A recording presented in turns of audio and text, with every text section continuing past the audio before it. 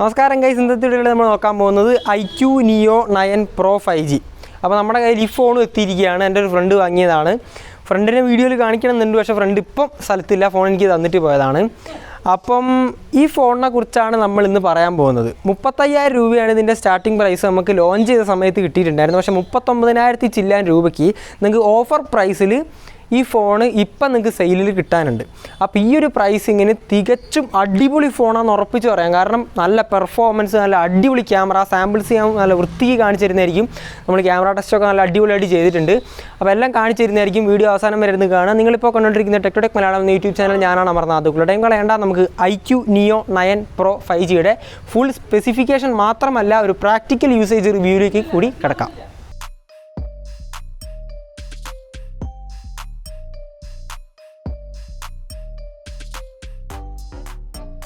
First നമുക്ക് box and price പറയാം. Price ഞാൻ ഓൾറെഡി പറഞ്ഞു കഴിഞ്ഞു. ഈ ഒരു സമയത്ത് 39,000 ചില്ലാൻ നിങ്ങൾക്ക് കിട്ടും. അതിനെന്തായാലും വർത്താണ്. പിന്നെ നിങ്ങൾ ബോക്സിന് നോക്കുകയാണെങ്കിൽ 120 വാട്ട്സിൻ്റെ ബ്രിക്ക് ബോക്സിൽ തന്നെ ഈ ഫോണിൻ്റെ കൂടെ നിങ്ങൾക്ക് കിട്ടുന്നുണ്ട്. പിന്നെ നിങ്ങൾക്ക് ബോക്സിൻ്റെ അകത്തൊരു TPU കേസ്, സാധാരണ TPU കേസാണ് കിട്ടുന്നത്. പിന്നെ എൻ്റെ ഫ്രണ്ട് വേറെ പുതിയത് വാങ്ങിയിട്ടുണ്ട്. പിന്നെ ഒരു Type-C to Type-C കേബിളും നിങ്ങൾക്ക് ഈ ഫോണിൻ്റെ കൂടെ കിട്ടുന്നുണ്ട്. അപ്പോൾ ബോക്സിൽ ആവശ്യത്തിനുള്ള സാധനങ്ങളൊക്കെ നിങ്ങൾക്ക് വരുന്നുണ്ട്. ഇനി ഡിസൈൻ, ആ ഒരു കമ്പാർട്ട്മെൻറ്റിലേക്ക് നോക്കുന്ന സമയത്ത് ഡിസൈനാണ് ഈ ഫോണിൻ്റെ ഒരു പ്രത്യേകത. ജസ്റ്റ് 2 ക്യാമറാസ് മാത്രമേ കൊടുത്തിട്ടുള്ളൂ, ഒരു പ്രൈമറിയും ഒരു അൾട്രാ വൈഡും. അല്ലാതെ കൂടുതൽ പരിപാടികളൊന്നും എടുത്ത് അത് നമുക്ക് ക്യാമറ സെക്ഷനിൽ പറയാം. നല്ല വൃത്തിക്കുള്ളൊരു ഡിസൈനായിട്ടാണ് എനിക്ക് തോന്നിയത്.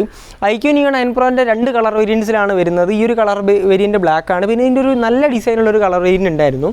ഇതൊരു സ്റ്റാൻഡേർഡ് സംഭവമാണ്, എനിക്ക് ഇഷ്ടപ്പെട്ടു. മറ്റേത് കുറച്ചും കൂടി നല്ല ഡിസൈനൊക്കെ വേണമെന്നുള്ളവർക്ക് നോക്കിയിട്ട് എടുക്കാവുന്നതാണ്. ഇത് പ്ലാസ്റ്റിക് ബാക്കാണ് വരുന്നത്. മറ്റേ ഫെയറി റെഡ് എന്ന് പറയുന്ന കളർ വേരിയൻറ്റ് നിങ്ങൾക്ക് വീഗൻ ലെതറിലാണ് കിട്ടുന്നത്. അപ്പം ഇത് മാറ്റ് ഫിനിഷാണ്. ഒച്ച കേൾക്കുന്നുണ്ടോയെന്ന് എനിക്കറിയില്ല. നല്ല ഫിംഗർ പ്രിൻറ്റ് സ്മഡ്ജസ് ഒന്നും വരത്തില്ല. മാറ്റ് ഫിനിഷ് തന്നെയാണ് കൊടുത്തിരിക്കുന്നത്. വാട്ടർ റേറ്റിംഗ് നോക്കുകയാണെങ്കിൽ IP54 ആണ് വരുന്നത്. വെറ്റ് ടച്ചിൻ്റെ പ്രൊട്ടക്ഷനും വരുന്നുണ്ട്. ജസ്റ്റ് ഒന്നും സ്ക്രീനിൽ വെള്ളം വീണാലൊന്നും കുഴപ്പമുണ്ടാവില്ല, നമുക്ക് ഉപയോഗിക്കാൻ നല്ല രീതിയിൽ പറ്റും. അപ്പോൾ വയർപ്പൊക്കെ ആവുന്ന കൈകളാണെങ്കിൽ വലിയ കുഴപ്പമൊന്നും ഉണ്ടാവില്ല. IP54 just splash പ്രൂഫാണ്. വെള്ളത്തിൽ പിടിച്ച് മുക്കിയാൽ ചിലപ്പോൾ അടിച്ചു പോകാൻ സാധ്യതയുണ്ട്. പിന്നെ നമ്മൾ പോർട്സ് ആൻഡ് ബട്ടൺസ് നോക്കുകയാണെങ്കിൽ ലെഫ്റ്റ് സൈഡിൽ നത്തിങ് ഒന്നും വരുന്നില്ല. റൈറ്റ് സൈഡിൽ നിങ്ങൾക്ക് volume rockers and power button കിട്ടുന്നുണ്ട്. മുകളിൽ നിങ്ങൾക്ക് സെക്കൻഡറി നോയ്സ് ക്യാൻസലേഷൻ മൈക്രോഫോണും IR ബ്ലാസ്റ്ററും കിട്ടുന്നുണ്ട്. താഴെ നിങ്ങൾക്ക് primary microphone, SIM tray, Type-C port, speaker ഗ്രില്ലാണ് വരുന്നത്. 3.5mm ഓഡിയോ ജാക്ക് നിങ്ങൾക്ക് കിട്ടുന്നില്ല. SD കാർഡ് സ്ലോട്ടിൻ്റെ എക്സ്പാൻഷൻ സ്ലോട്ട് നിങ്ങൾക്ക് കിട്ടുന്നില്ല. SD കാർഡ് ഇടാൻ പറ്റില്ല. പിന്നെ ഈ USB പോർട്ട്, അതായത് Type-C പോർട്ട് 2.0 ആണ് വെർഷൻ വരുന്നത്. ഇനി display and audio department, multimedia എക്സ്പീരിയൻസിനെ കുറിച്ച് പറയുന്ന സമയത്ത് ഗംഭീര ഡിസ്പ്ലേ ആണ് നിങ്ങൾക്ക് ഇവിടെ കിട്ടുന്നത്. ഫസ്റ്റ് തന്നെ നമുക്ക് ആ ഒരു ഓൾവേസ് ഓൺ ഡിസ്പ്ലേ കാണുമ്പോൾ തന്നെ നിങ്ങൾക്ക് ഏകദേശം മനസ്സിലാവും. കാണുന്നുണ്ടോയെന്ന് അറിയില്ല, ജസ്റ്റ് സ്ക്രീനിൽ കൊടുത്തേക്കാം. AMOLED സ്ക്രീനാണ് നിങ്ങൾക്ക് കിട്ടുന്നത്. 6.78 ഇഞ്ചസിൻ്റെ 1.5K റെസൊല്യൂഷൻ, ഫുൾ HD+ അല്ല, 1.5K റെസൊല്യൂഷൻ സപ്പോർട്ട് ചെയ്യുന്ന LTPO AMOLED സ്ക്രീനാണ് വരുന്നത്. അതായത് 1 Hz to 120 Hz നിങ്ങൾക്ക് ഡൈനാമിക് റിഫ്രഷ് റേറ്റിൻ്റെ സപ്പോർട്ട് കിട്ടുന്നുണ്ട്. 144 Hzൻ്റെ മാക്സിമം റിഫ്രഷ് റേറ്റിൻ്റെ സപ്പോർട്ടും കിട്ടുന്നുണ്ട്. ഇത് കർവ്ഡ് സ്ക്രീനല്ല, ഒരു ഫ്ലാറ്റ് സ്ക്രീൻ തന്നെയാണ്. പഞ്ച് ഹോൾ സ്ക്രീനാണ് കൊടുത്തിരിക്കുന്നത്. 2160 Hzൻ്റെ PWM ഡിമ്മിങ്ങിൻ്റെ സപ്പോർട്ടൊക്കെ നിങ്ങൾക്ക് കൊടുത്തിട്ടുണ്ട്, പൾസ് വിഡ്ത്ത് മോഡുലേഷൻ. അതുകൊണ്ട് നിങ്ങൾക്ക് തലവേദനയും പരിപാടികളൊന്നും ഈ ബ്രൈറ്റ്നസ് ലൈറ്റ് താഴോട്ട് കുറയ്ക്കുന്ന സമയത്ത് രാത്രിയൊന്നും നിങ്ങൾക്ക് ഇങ്ങനെ ഫ്ലിക്കർ അടിച്ചിട്ട് തലവേദന വരുന്ന പ്രശ്നമൊന്നും ഉണ്ടാകാൻ പോകുന്നില്ല. 3000 നിറ്റ്സിൻ്റെ പീക്ക് ബ്രൈറ്റ്നസ് വരുന്നുണ്ട്. 3000 നിറ്റ്സ് എന്ന് പറയുന്നത് HDR10+ൻ്റെ സപ്പോർട്ട് ഈ ഫോണിൽ വരുന്നുണ്ട്. വൈഡ് വൈൻ L1 സപ്പോർട്ടഡ് ആണ്. സോ നിങ്ങൾക്ക് ആമസോൺ പ്രൈം, നെറ്റ്ഫ്ലിക്സിലൊക്കെ നിങ്ങൾക്ക് 1080p content, full HD+ content നിങ്ങൾക്ക് സ്ട്രീം ചെയ്യാൻ പറ്റും. അപ്പോൾ ആ ഒരു സമയത്ത് നിങ്ങൾക്ക് HDR കണ്ടന്റ് സ്ട്രീം ചെയ്യുന്ന സമയത്ത് യൂട്യൂബിലും സപ്പോർട്ടഡ് ആണ്. സ്ട്രീം ചെയ്യുന്ന സമയത്ത് ഒരു പെർസെൻറ്റേജ് സ്ക്രീനിൻ്റെ ഒരു പെർസെൻറ്റേജ് ഭാഗം മാത്രം കാണിക്കുന്ന ബ്രൈറ്റ്നസ് ആണ് ഹൈ ബ്രൈറ്റ്നസ്, അതായത് അല്ലെങ്കിൽ പീക്ക് ബ്രൈറ്റ്നസ്. പീക്ക് ബ്രൈറ്റ്നസ് നിങ്ങൾക്ക് 3000 കിട്ടുന്നുണ്ട്. പക്ഷേ ഹൈ ബ്രൈറ്റ്നസ് മോഡൽ, അതായത് നിങ്ങൾ വെയിലത്ത് നിൽക്കുന്ന സമയത്ത് നിങ്ങൾക്ക് കിട്ടുന്ന 1400 നിറ്റ്സിൻ്റെ പീക്ക് ബ്രൈറ്റ്നസ് ആണ്. ആൻഡ് നെറ്റ് ആ ഒരു ബ്രൈറ്റ്നസ് എന്ന് പറയുന്നത് 1400 നിറ്റ്സ് എന്ന് പറയുന്നത് നല്ല വലിയ ബ്രൈറ്റ്നസ് തന്നെയാണ്. നമുക്ക് വെയിലത്തൊക്കെ നിന്നാലും നല്ല വെട്ടിത്തിളങ്ങുന്ന രീതിയിൽ നമുക്ക് സ്ക്രീന് കാണാൻ പറ്റും, ഒരു വിഷയമില്ല. ബെസൽസിനെ കുറിച്ച് നോക്കുകയാണെങ്കിൽ അത്യാവശ്യം കുറഞ്ഞ ബെസൽസ് തന്നെയാണ് സ്ക്രീനിൽ വരുന്നത്.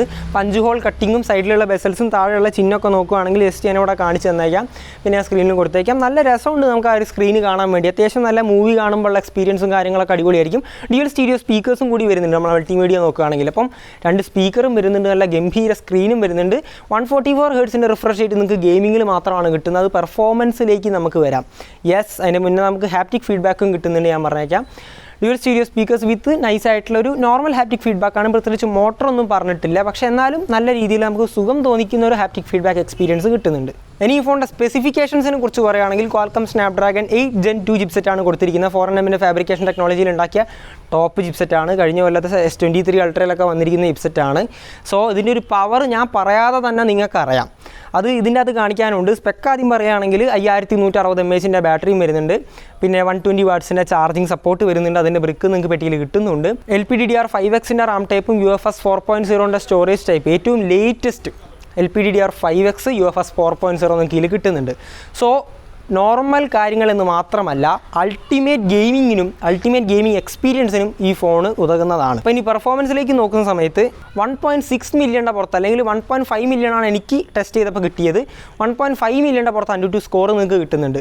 CPU ത്രോട്ട്ലിംഗ് ടെസ്റ്റ് ഞാൻ ചെയ്ത സമയത്ത് 85% മുകളിൽ CPU ത്രോട്ട്ലിംഗ് സ്കോർ നിങ്ങൾക്ക് കിട്ടുന്നുണ്ട്. 85% സ്റ്റിൽ ഈസ് ഒരു നല്ല സ്കോർ തന്നെയാണ് 85% എന്ന് പറയുന്നത്. അതും ഈ ഒരു ചിപ്സെറ്റിൽ ഇത്രയും ഹീറ്റ് ആവുന്ന ഒരു വെബ്സെറ്റിൽ ഹീറ്റിംഗ് ഞാൻ നോക്കിയ സമയത്ത് ഈ ടെസ്റ്റുകളൊക്കെ ചെയ്യുമ്പോൾ എനിക്ക് 47 ഡിഗ്രി സെൽഷ്യസ് വരെ ബാറ്ററി ടെമ്പറേച്ചർ പോയിട്ടുണ്ട്. 47 ഡിഗ്രി സെൽഷ്യസ് ഓവർ ഹീറ്റിംഗ് തന്നെയാണ്, അല്ലാതെ ഞാൻ പറയുന്നില്ല. പക്ഷേ എങ്കിലും കൂടി ഇത് പെട്ടെന്ന് കൂൾ ഡൗൺ ആവുന്നുണ്ട്. കാരണം ഏകദേശം 6000 mm² ഒരു vapour chamber liquid cooling system ഈ ഒരു ഫോണിനകത്ത് കൊടുത്തിട്ടുണ്ട്. സോ അത് പെട്ടെന്ന് കൂൾ ഡൗൺ ആവുന്നുണ്ട്, പക്ഷേ എന്നാലും അത് ഹീറ്റപ്പ് ആവുന്നുണ്ട്. അപ്പം ഞാൻ റെക്കമെൻഡ് ചെയ്യുക, ഇത് വളരെ മികച്ച ഗെയിമിംഗ് ഫോണാണ്. പക്ഷേ നിങ്ങളത് ഫാനിൻ്റെ ചോട്ടിലോ അല്ലെങ്കിൽ കൂളറിൻ്റെ ചോട്ടിലോ ഇരുന്നിട്ട് കളിക്കുകയാണെങ്കിൽ, പ്രത്യേകിച്ച് AC-യിലൊക്കെയാണ് പിന്നെ ഒന്നും നോക്കണ്ട, നല്ല വൃത്തിക്ക് പെർഫോമൻസ് കിട്ടും. ഞാൻ കൂളറിൻ്റെ ചോട്ടിലും ഫാനിൻ്റെ ചോട്ടിലും വെക്കാതെയാണ് നിങ്ങൾക്ക് 85% CPU ത്രോട്ട്ലിംഗ് ടെസ്റ്റ് കിട്ടിയത്. പിന്നെ 3D മാർക്കിൻ്റെ സ്റ്റെബിലിറ്റി ഞാൻ നോക്കിയ സമയത്ത് ഏകദേശം 66% 3D മാർക്ക് സ്റ്റെബിലിറ്റിയാണ് എനിക്ക് വൈൽഡ് ലൈഫ് സ്ട്രെസ് ടെസ്റ്റിൽ കിട്ടിയത്. 66 കുറച്ച് കുറവാണ്, പക്ഷേ എങ്കിലും ഈ ഒരു ചിപ്സെറ്റിനെ വെച്ച് നോക്കുന്ന സമയത്ത് അത് ഗംഭീര സ്കോറാണ്. അത് അത്രയും ഹീറ്റ് ആവുന്നൊരു ചിപ്സെറ്റാണിത്. ഓൾറെഡി ഹീറ്റ് ആവുന്നൊരു ചിപ്സെറ്റാണ്. ഗീക്ക് ബെഞ്ചിൻ്റെ സ്കോർ നോക്കുമ്പോൾ 1900-ഉം 5089-ഉമാണ് സിംഗിൾ കോറും മൾട്ടി കോർ സ്കോറും. അപ്പം അതും നല്ലൊരു സ്കോർ തന്നെയാണ്. കഴിഞ്ഞ കൊല്ലത്തെ ആൻഡ്രോയിഡിൽ ഉണ്ടായിരുന്ന ഏറ്റവും പവർഫുൾ ആയിട്ടുള്ള ഫ്ലാഗ്ഷിപ്പ് ചിപ്സെറ്റാണ് നിങ്ങൾക്ക് 31,000 ചില്ലാൻ രൂപയ്ക്ക് ഇപ്പം നിങ്ങൾക്ക് കിട്ടുന്നത്. ആൻഡ് BGMIയിൽ നിങ്ങൾക്ക് സ്മൂത്തിലാണെങ്കിൽ എക്സ്ട്രീം പ്ലസ് കിട്ടും. മാത്രവുമല്ല ഇതിൻ്റെ അകത്തൊരു സൂപ്പർ കമ്പ്യൂട്ടിംഗ് Q1 ചിപ്പ് എന്ന് പറഞ്ഞിട്ടുള്ളൊരു സംവിധാനവും കൊടുത്തിട്ടുണ്ട്. സോ Q1 ചിപ്പും കൂടി ചേർന്ന് നിങ്ങൾക്ക് 144 Hz ആ ഒരു എക്സ്പീരിയൻസിൽ ഗെയിമിങ് ചെയ്യാനും പറ്റും, ഗെയിം കളിക്കാനും പറ്റും. സോ സൂപ്പർ കമ്പ്യൂട്ടിംഗ് ചിപ്പ്, അതായത് ഡ്യുവൽ ചിപ്പ് മോൺസ്റ്ററാണ് സത്യത്തിൽ പറഞ്ഞാൽ. നമ്മൾ IQ7-ലായിരുന്നു ഫസ്റ്റ് ഇത് കണ്ടിട്ടുണ്ടായിരുന്നത്. IQ7-ന് ശേഷം ഇതിലും വന്നിരിക്കുകയാണ് dual chip monster. Q1 chip കൊണ്ട് അവർ ക്യാമറ രീതിയിൽ ചെറിയ ഇമ്പ്രൂവ്മെൻറ്റ്സ് വരുത്തിയിട്ടുണ്ട്. പക്ഷേ ഗെയിമിങ്ങിലാണ് അവർ ഏറ്റവും കൂടുതൽ ഇമ്പ്രൂവ്മെൻറ്റ് വരുത്തിയിട്ടുള്ളത്. MEMC ടെക്നോളജി ഉപയോഗിച്ചുകൊണ്ട് അവർ ഫ്രെയിം ഇൻ്റർപോളേഷനും കാര്യങ്ങളൊക്കെ വെച്ചുകൊണ്ട് 120 FPS കളിക്കുന്ന ഗെയിമിനെ കൂട്ടിയിട്ട് 144 FPS-ലേക്കൊക്കെ, അതായത് 144 Hz പ്യുവർലി എക്സ്പീരിയൻസ് ചെയ്യാൻ പറ്റുന്ന രീതിയിൽ തന്നെയാണ് അവർ ചെയ്തിരിക്കുന്നത്. അപ്പോൾ ആ ഒരു ചിപ്പ് യൂട്ടിലൈസ് ചെയ്യുന്ന സമയത്ത് നല്ല അടിപൊളി ഗെയിമിംഗ് ആണ്, ഒരു സംശയമില്ല. അടിപൊളി ഗെയിമിംഗ് ആണ്. BGMI കളിച്ച് നോക്കി എൻ്റെ വീഡിയോ ഞാനിവിടെ കൊടുക്കാം. ഭയങ്കര സ്മൂത്താണ്, ഒരു സംശയമില്ല. സ്മൂത്തിൽ എക്സ്ട്രീം പ്ലസ് കിട്ടുന്നുണ്ട്. പിന്നെ അൾട്രാ HDR നിങ്ങൾക്ക് എക്സ്ട്രീം കിട്ടുന്നുണ്ട്, അതും അൺലോക്ക്ഡ് ആണ്. അപ്പം നല്ല അടിപൊളി ഗെയിമിംഗ് എക്സ്പീരിയൻസും ആണ്. പിന്നെ ജെൻഷിൻ ഇമ്പാക്റ്റിലും അത് ജസ്റ്റ് ഞാൻ കളിച്ച് നോക്കിയില്ല, വേറെ കളിച്ച് നോക്കിയത് എടുത്തു നോക്കിയപ്പം നല്ല രീതിയിൽ 59 FPS സ്റ്റെബിലിറ്റി കിട്ടുന്നുണ്ട്. 60 FPS ഈ ജെൻഷിൻ ഇമ്പാക്റ്റ് 60 FPS എന്ന് പറയുമ്പോൾ അതൊരു വലിയ പരിപാടിയാണ്. 30-35 GB ഗെയിമാണ്. അപ്പം ടോട്ടലി നോക്കുമ്പോൾ ഇതൊരു ഗെയിമിംഗ് ഫോണാണ്, പെർഫോമൻസ് ഓറിയൻറ്റഡ് ആണ്. എന്നാൽ അവർ ക്യാമറയ്ക്ക് പഞ്ഞം വരുത്തിയിട്ടൊന്നുമില്ല. ഡിസ്പ്ലേ ആൻഡ് മൾട്ടിമീഡിയ വേറെ ലെവലാണ് ഞാൻ പറഞ്ഞു. നമ്മളിനി സോഫ്റ്റ്വെയറിനെ കുറിച്ച് നോക്കുന്ന സമയത്ത് ആൻഡ്രോയിഡ് 14 ആണ് out of the box. FunTouchOS 14 ആണ്, ബേസ്ഡ് ഓൺ ആൻഡ്രോയിഡ് 14 ആണ്. 3 വർഷത്തെ ആൻഡ്രോയിഡ് അപ്ഡേറ്റ്, 4 വർഷത്തെ സെക്യൂരിറ്റി പാച്ച് അപ്ഡേറ്റ് ആണ് അവർ പറഞ്ഞിരിക്കുന്നത്. സോ 15, 16, 17 ആൻഡ്രോയിഡ് 17 വരെ കിട്ടും. 4 വർഷത്തെ സെക്യൂരിറ്റി പാച്ച് അപ്ഡേറ്റും കിട്ടും. പിന്നെ അപ്ഡേറ്റുകൾ ചെയ്യാൻ എല്ലാവർക്കും പേടിയായതുകൊണ്ട് എത്രത്തോളം നിങ്ങൾ ചെയ്യും, ഞാൻ എത്രത്തോളം ചെയ്യാൻ പറയും എന്നുള്ളത് വേറെ വിഷയം. കാരണം പെട്ടെന്നൊന്നും എടുത്ത് ചാടി കയറി ചെയ്യാൻ നിൽക്കരുത്. കാരണം AMOLED സ്ക്രീനാണ്, വരാൻ സാധ്യതയുണ്ട്. ഇതുവരെ IQ അങ്ങനെയായിട്ട് വന്നിട്ടൊന്നുമില്ല, പക്ഷെ എന്നാലും നമ്മളൊന്ന് ശ്രദ്ധിക്കുന്നത് നല്ലതാണ്. പക്ഷേ എന്തെന്നാണെങ്കിലും അവർ പ്രോമിസ് ചെയ്തിട്ടുണ്ട് ഈ ഒരു പ്രൈസിന് ഈ ഒരു ഫോണിൽ 3+4 ഇയേഴ്സിൻ്റെ അപ്ഡേറ്റ്. പിന്നെ നല്ല സോഫ്റ്റ്വെയർ ആണ്. ഞാനിവിടെ ജസ്റ്റ് കൊടുത്തേക്കാം. സ്ക്രോളിംഗ് ടെസ്റ്റും കാര്യങ്ങളൊക്കെ നല്ല അടിപൊളിയായിട്ട് വർക്ക് ചെയ്യുന്നുണ്ട്. അതായത് ജിറ്റർ ലാഗ് പരിപാടികളൊന്നും വരുന്നില്ല. അല്ല വൃത്തിക്ക് സാധനം നടക്കുന്നുണ്ട്. പിന്നെ ബ്ലോട്ട്വെയറിൻ്റെ കാര്യം നോക്കുകയാണെങ്കിൽ ബ്ലോട്ട്വെയർ ഒരുപാട് ഉണ്ടായിരുന്നു. എനിക്കത് കാണിക്കാൻ പറ്റില്ല, കാരണം ഇവൻ ഫോൺ വാങ്ങിയപ്പോൾ തന്നെ ഒക്കെ എടുത്ത് കളഞ്ഞു. അപ്പം ബ്ലോട്ട്വെയർ ഉണ്ടായിരുന്നു, ആദ്യം പ്രീ ഇൻസ്റ്റാൾഡ് ആയിട്ട് വന്നിട്ടുണ്ടായിരുന്നു. ഹോട്ട് ആപ്സ്, ഹോട്ട് ഗെയിംസ് കാര്യങ്ങൾ ഉണ്ടായിരുന്നു തോന്നുന്നു. അതൊക്കെ എടുത്ത് കളഞ്ഞാൽ നമുക്ക് നല്ല വൃത്തിക്ക് ഉപയോഗിക്കാൻ പറ്റുന്ന അത്യാവശ്യം നല്ല സോഫ്റ്റ്വെയർ എക്സ്പീരിയൻസ് കിട്ടുന്നുണ്ട്. അങ്ങനെയാണ് സോഫ്റ്റ്വെയറിനെ കുറിച്ച് പറയാനുള്ളത്. ഈ ഫോണിൻ്റെ ബാറ്ററി സെക്ഷനെ കുറിച്ച് പറയുകയാണെങ്കിൽ 5160 mAh ബാറ്ററിയും 120 വാട്ട്സിൻ്റെ ചാർജറുമാണ് നിങ്ങൾക്ക് പെട്ടിയിൽ കിട്ടുന്നത്. അത് തന്നെയാണ് സപ്പോർട്ടും. സോ പെട്ടിയിൽ കിട്ടുന്നുണ്ട്, നല്ല കാര്യം. നിങ്ങൾക്ക് 120 വാട്ട്സിൻ്റെ ചാർജർ കൊണ്ട് ഈ ഒരു ബാറ്ററി ചാർജ് ആകാൻ എടുക്കുന്ന സമയം ഏകദേശം 3% കുത്തിയിട്ടപ്പോൾ എനിക്ക് 28 മിനിറ്റും 33 സെക്കൻഡും കൊണ്ടാണ് 100 കിട്ടിയത്. സോ അരമണിക്കൂർ കൊണ്ട് ഏകദേശം 0 to 100 നിങ്ങൾക്ക് നല്ല അടിപൊളിയായിട്ട് ചാർജ് ചെയ്യാൻ പറ്റുന്നുണ്ട്. ഞാൻ പറഞ്ഞത് റിയൽ ലൈഫാണ്, കമ്പനി പറഞ്ഞ കണക്കല്ല. സോ നിങ്ങൾക്ക് ഏകദേശം ഇപ്പോൾ ആരും 0 ആക്കിയിട്ട് കുത്തിടാൻ പോകുന്നില്ല. നിങ്ങൾ ജസ്റ്റ് കുത്തിടുമ്പോൾ നല്ല ഫാസ്റ്റ് തന്നെ ചാർജ് ആവുന്നുണ്ട്. നമുക്ക് ഉപയോഗിക്കാനുള്ള ചാർജ് പെട്ടെന്നായി കിട്ടുന്നുണ്ട്. സോ ചാർജിങ് ഡിപ്പാർട്ട്മെൻറ്റ് ഓക്കെയാണ്. ഇനി ബാറ്ററി ലൈഫിനെ കുറിച്ച് സംസാരിക്കുകയാണെങ്കിൽ നിങ്ങൾക്ക് മാക്സിമം ഓഫ് 7.5 ഹവേഴ്സിൻ്റെ സ്ക്രീൻ ഓൺ ടൈമാണ് എനിക്ക് കിട്ടിയത്. 7.5 മണിക്കൂറിൻ്റെ സ്ക്രീൻ ഓൺ ടൈമാണ് കിട്ടിയത്. അത് മോഡറേറ്റ് ഉപയോഗത്തിൽ മാത്രമാണ്, അതായത് ജസ്റ്റ് കാഷ്വൽ ഗെയിമിങ് മാത്രമേ ഉള്ളൂ. ജസ്റ്റ് അവിടെ ഇവിടെയും ഫോട്ടോ എടുത്താലായി.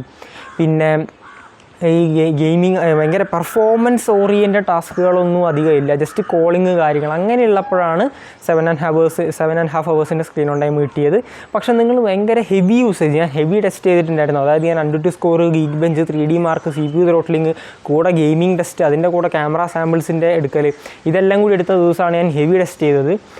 അന്ന് എനിക്ക് 4 to 5 ഹവേഴ്സിൻ്റെ ഇടയിലാണ് സ്ക്രീൻ ഓൺ ടൈം കിട്ടിയത്. ഒട്ടാകെ പറഞ്ഞു കഴിഞ്ഞാൽ ഭയങ്കര അത്ര അധികമൊന്നും നമ്മൾ OnePlus 12 കിട്ടിയ അത്രയൊന്നും വരുന്നില്ല. പക്ഷെങ്കിലും നല്ല ഇമ്പ്രസീവായിട്ടുള്ളൊരു ബാറ്ററി പെർഫോമൻസ് ഈ ഒരു ഫോണിന് എനിക്ക് കിട്ടിയിട്ടുണ്ട്. മറ്റ് ഫീച്ചേഴ്സ് നോക്കുകയാണെങ്കിൽ in display finger print scanner വരുന്നുണ്ട്, ഫേസ് അൺലോക്ക് ആണ് വരുന്നത്, IR ബ്ലാസ്റ്റർ വരുന്നുണ്ട്, വൈഫൈ വേർഷൻ 7 ആണ് വരുന്നത് ലേറ്റസ്റ്റ്, ബ്ലൂടൂത്ത് വേർഷൻ 5.3 ആണ് വരുന്നത്.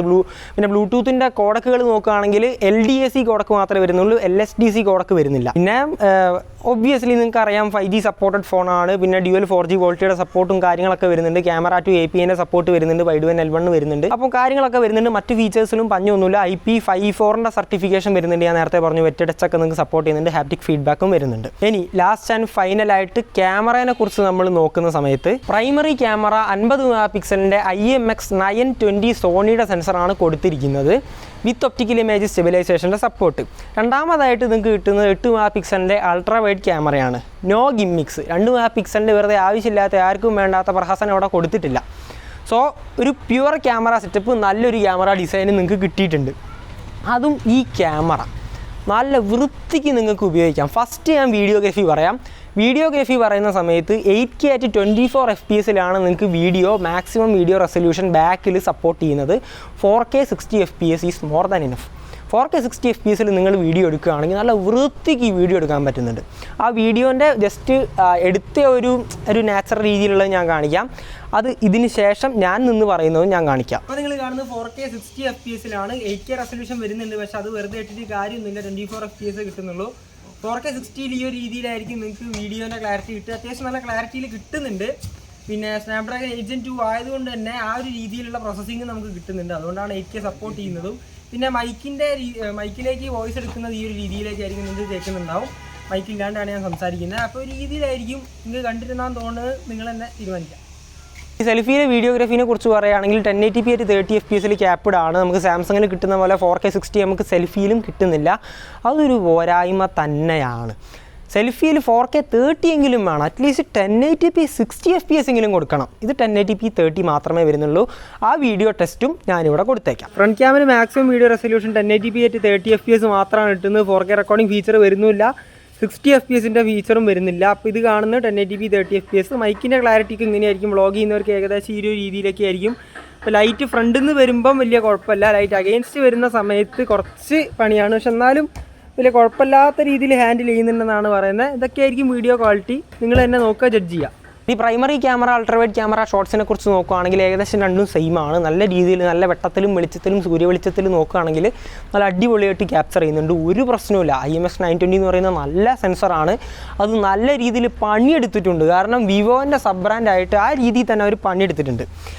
ഇനി പ്രൈമറിയും അൾട്രാവൈഡും നമുക്ക് സൈഡൊന്നും വലിയ രീതിയിലൊന്നും വ്യത്യാസങ്ങളൊന്നും അറിയാനില്ല. ആ ഒരു കളർ സയൻസ് കൺസിസ്റ്റൻസി രണ്ടും തമ്മിൽ അത്യാവശ്യം നല്ല രീതിയിൽ തന്നെ ചെയ്തിട്ടുണ്ട്.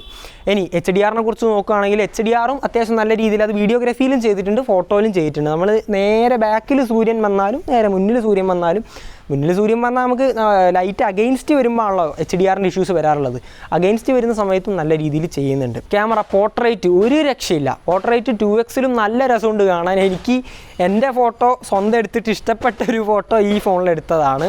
പോർട്രേറ്റും അടിപൊളിയാണ്. ഇനി നൈറ്റിൻ്റെ മുന്നേ OISനെ കുറിച്ച് പറയുകയാണെങ്കിൽ സ്റ്റെബിലൈസേഷനും നല്ല രീതിയിൽ വർക്ക് ചെയ്യുന്നുണ്ട്. ഞാൻ ജസ്റ്റ് വീഡിയോ കൂടെ കാണിച്ചു കൊടുത്തേക്കാം.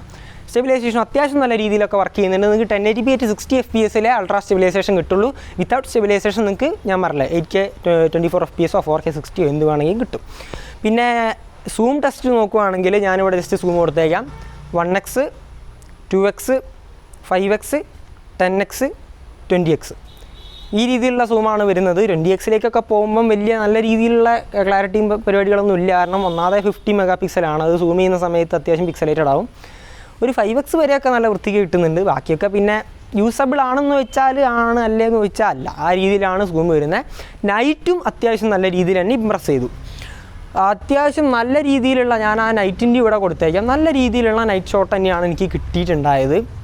അപ്പോൾ നൈറ്റിലായാലും അത്യാവശ്യം നല്ല രീതിയിൽ പെർഫോം ചെയ്യുന്നുണ്ട്. ക്യാമറ സെക്ഷനിൽ ഒരു നെഗറ്റീവ് എന്ന് പറയുന്നത് സാധാരണ സെൽഫി എടുക്കുമ്പോൾ ഞാൻ പറഞ്ഞു നല്ല രീതിയിൽ സെൽഫീസ് എടുക്കുന്നുണ്ട്, നല്ല സെൽഫീസ് തന്നെയാണ് കിട്ടുന്നത്. പക്ഷേ നമ്മൾ സെൽഫി എടുക്കാൻ നോക്കുമ്പോൾ ബൈ ഡീഫോൾട്ട് പോർട്രേറ്റിലാണ് സെൽഫി എടുക്കാൻ വരുന്നത്. അതുമാത്രമല്ല, പോർട്രേറ്റ് നല്ലതാണെങ്കിൽ കുഴപ്പമില്ല, പക്ഷേ സെൽഫി നല്ലതാണ്, പക്ഷേ സെൽഫി പോർട്രേറ്റ് മഹാവൃത്തികേടാണ്. എനിക്ക് തോന്നിയതാണ് പേഴ്സണലി. അതായത് ഭയങ്കര എന്തോ ബൂസ്റ്റൊക്കെ ചെയ്ത് ഒരുമാതിരിയാക്കി വെക്കുന്നുണ്ട്. അതെനിക്ക് അങ്ങോട്ട് പിടിച്ചില്ല. അതായത് ഭയങ്കര ഒരു വൃത്തികെട്ടൊരു രീതിയിലേക്ക്, അതായത് ഭയങ്കര സോഫ്റ്റനൊക്കെ ചെയ്ത് ഒരുമാതിരിയാക്കി വെക്കുന്നുണ്ട് മുഖമൊക്കെ. അപ്പം സെൽഫി എടുക്കുന്നുണ്ടെങ്കിൽ നിങ്ങൾക്ക് നല്ല സെൽഫി എടുക്കാൻ പറ്റും, നോർമൽ സെൽഫി എടുത്താൽ മതി. പക്ഷേ നിങ്ങൾ ജസ്റ്റ് സെൽഫിയിലേക്ക് തൊടുമ്പം ബൈ ഡീഫോൾട്ട് പോർട്രേറ്റ് ആണ് വരുന്നത്. അപ്പോൾ നിങ്ങൾ പോർട്രേറ്റ് മാറ്റി ഫോട്ടോ എന്നുള്ളതിലേക്ക് എടുത്ത് ബൈ ഡീഫോൾട്ട് മാറ്റിയെടുത്ത് സെൽഫി എടുക്കുക. ഞാൻ മാറ്റാൻ നോക്കി, പക്ഷേ എനിക്ക് കഴിഞ്ഞില്ല. സാധാരണ സെൽഫി എടുത്താൽ നല്ല ഫോട്ടോസ് കിട്ടുന്നുണ്ട്, പോർട്രേറ്റ് സെൽഫി എടുക്കാൻ നിൽക്കരുത്. എൻ്റെ ഒരു അഭിപ്രായമാണ്. എന്നാൽ ഭയങ്കര സോഫ്റ്റും എന്തൊക്കെയൊക്കെയോ ആക്കിയിട്ടാണ് തരുന്നത്. അതൊന്ന് ജസ്റ്റ് പറഞ്ഞു. ഇനി കൺക്ലൂഷനിലേക്ക് വരികയാണെങ്കിൽ ഈ ഫോൺ നിങ്ങൾക്ക് എടുക്കാൻ പറ്റുമോ ഇല്ലയോ? ഞങ്ങൾ ഇത്രയും നേരം നിങ്ങൾക്ക് കേട്ടിട്ട് എന്താ തോന്നിയേ? നിങ്ങൾക്ക് ക്യാമറ വേണോ? എടുത്തോ. നിങ്ങൾക്ക് പെർഫോമൻസ് വേണോ? എടുത്തോ. നിങ്ങൾക്ക് ഡിസ്പ്ലേ വേണോ? മൾട്ടിമീഡിയ വേണോ? സ്പീക്കർ വേണോ? എടുത്തോ. നിങ്ങൾക്ക് ഡിസൈൻ വേണോ? എനിക്കിഷ്ടപ്പെട്ടു, എടുത്തോ. എന്തിൽ നോക്കിയാലും 30,000 35,000 ഇടയിൽ ഇതിനെ കമ്പീറ്റ് ചെയ്യാൻ OnePlus ഉണ്ടായിരുന്നു. പക്ഷേ OnePlusനെ കൊന്ന് കുഴിച്ച് മൂടി മൂലക്കാക്കിയിട്ടാണ് ഈ ഫോൺ ഇറക്കിയിരിക്കുന്നത്. സോ എൻ്റെ ഒരു അഭിപ്രായത്തിൽ നിങ്ങൾക്ക് ഈ ഫോൺ എടുക്കാം. ഞാൻ ടെസ്റ്റും കൂടി ചെയ്തതാണ്, വെർത്താണ്. എടുത്താൽ നിങ്ങൾ ഒരിക്കലും ഉയ്യോ എന്ന് പറയില്ല. പിന്നെ 75,000 ഐഫോൺ വെച്ച് കമ്പയർ ചെയ്യാൻ നിൽക്കരുത്. കുറേ പൊട്ടന്മാർ ഇതിനത്ര വലിയ ക്യാമറ ക്വാളിറ്റി ഒന്നും ഇല്ലല്ലോ എന്ന് പറയും. അങ്ങനെ പറയരുത്. 31,000 35,000 ആ ഒരു രീതിയിൽ നിങ്ങൾ ചിന്തിക്കുക. ആ രീതിയിൽ നിങ്ങൾക്ക് കിട്ടാവുന്ന ബെസ്റ്റ് സ്മാർട്ട് ഫോൺ ആണെന്ന് ഉറപ്പിച്ച് പറഞ്ഞുകൊണ്ട് ഇന്നത്തെ വീഡിയോ എത്രമാത്രം. കൂടുതൽ വീഡിയോസിന് വേണ്ടി ചാനൽ സബ്സ്ക്രൈബ് ചെയ്യുക. ഒരു സൈഡിലെ ബെല്ലേക്ക് ഓർത്ത വീഡിയോ ഇഷ്ടപ്പെട്ടാൽ ലൈക്ക് ചെയ്യുക, ഷെയർ ചെയ്യുക, കമൻറ്റ് ചെയ്യുക. ഇൻസ്റ്റാഗ്രാമൊക്കെ ഒന്ന് പോയി ഫോളോ ചെയ്യാൻ മറക്കണ്ട. ഓട്ടോമൊബൈൽ കണ്ടൻറ്റിന് വേണ്ടിയിട്ടും കൂടി ഈ ഒരു ചാനൽ സബ്സ്ക്രൈബ് ചെയ്ത് തരാൻ മറക്കണ്ട. ടെക് കണ്ടൻറ്റിൻ്റെ കൂടെ ഓട്ടോമൊബൈൽ ഞാൻ വരുന്നതായിരിക്കും. Stay tuned. പതുക്കെ ഞാൻ കാറുകൾ ബൈക്കുകളായിട്ട് വരുന്നുണ്ട്. സോ അടുത്തൊരു നല്ല വീഡിയോയിൽ കാണാം. എല്ലാവർക്കും സ്റ്റേ സേഫ്. ബൈ.